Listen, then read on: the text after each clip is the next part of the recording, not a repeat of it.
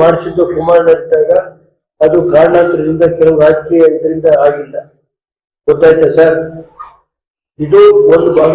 ಈಗ ನನಗಿರೋದೇ ನನ್ನ ಮುಂದೆ ಇರೋದು ಈ ಜಿಲ್ಲೆಯ ಕೇಂದ್ರ ಸರ್ಕಾರ ಇರ್ಬೋದು, ರಾಜ್ಯ ಸರ್ಕಾರ ಕೇಳ್ತೀವಿ, ಕೊಟ್ರೆ ಸಂತೋಷ, ಕೊಟ್ಟು ಹೋದ್ರೆ ಕಾಲ ಬಂದಾಗ ಮಾಡ್ತೀವಿ. ಏನ್ ಸರ್? ಇಷ್ಟೇ ನಾನು ಹೇಳೋದು. ಕೊಟ್ರೆ ಸಂತೋಷ, ಕೊಟ್ಟು ಹೋದ್ರೆ ಎಲ್ಲಾ ಪತ್ರ ಬರಿತಾ ಇದ್ದೀನಿ.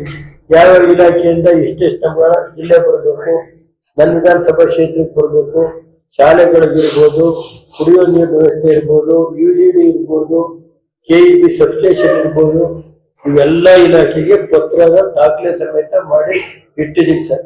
ಗೊತ್ತಾಯ್ತು ಸರ್?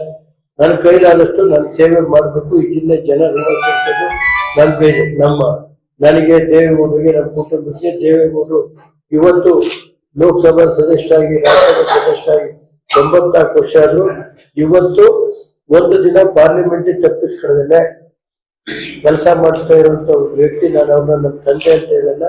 ಆ ಮಟ್ಟಕ್ಕೆ ಅವ್ರ ಕೈಲಾದಷ್ಟು ಸೇವೆನ ಜಿಲ್ಲೆ, ರಾಜ್ಯದ ಜನತೆ, ರಾಷ್ಟ್ರದ ಕೆಲಸ ಮಾಡ್ತಾ ಇದ್ದಾರೆ.